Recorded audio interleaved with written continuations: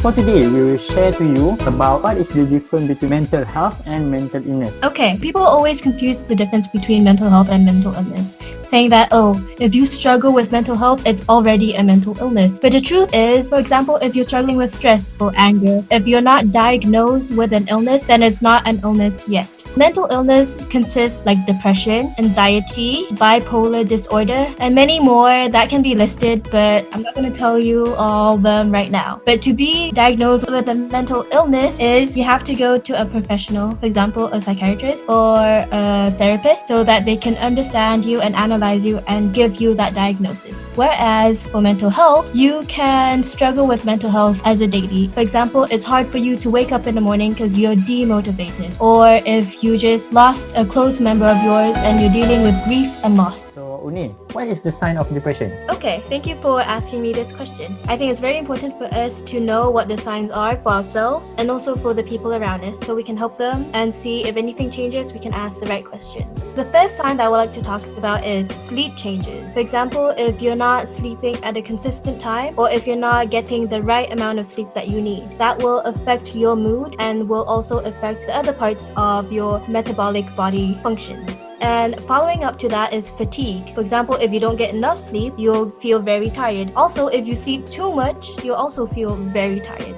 The third one I would like to talk about is changes in appetite. For example, when I was struggling with depression, I realized that I wasn't eating enough. So I lost a lot of my appetite and I just didn't want to eat. But for other people, if they're going through some difficult times, they would start emotionally eating, which is if they see any type of food, they'll just eat, and eat, because that's what gives them that relief from the depression that they're going through. Next is difficulty concentrating. So if you are trying to focus on a task, but because you're having a hard time thinking about the problems that you have, it's gonna be hard for you to focus on that task. After that, let's talk about excessive guilt. Excessive guilt is an example that is kind of hard to talk about because everyone experiences guilt in their own ways. It's not a sign that you can see from other people, but you can see it in yourself. When I was going through depression, I would always say sorry, or I'm sorry for being late, or I'm sorry for doing this, I'm sorry for doing that. And last but not least is suicidal thoughts. To summarize, the first sign of depression is 1.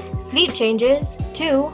Fatigue, 3. Changes in appetite, 4. Difficulty in concentrating, 5. Excessive guilt, and last but not least, suicidal thoughts.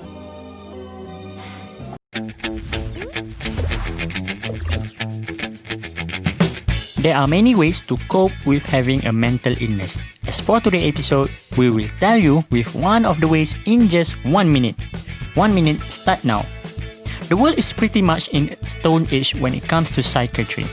This makes it hard for people with any degree of mental illness. One of the ways to cope with mental illness is to keep active.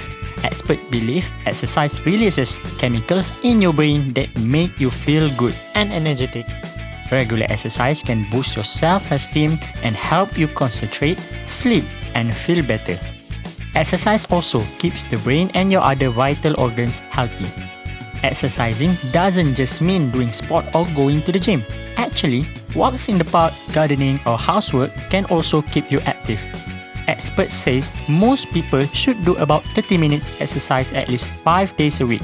Try to make physical activity that you enjoy a part of your day.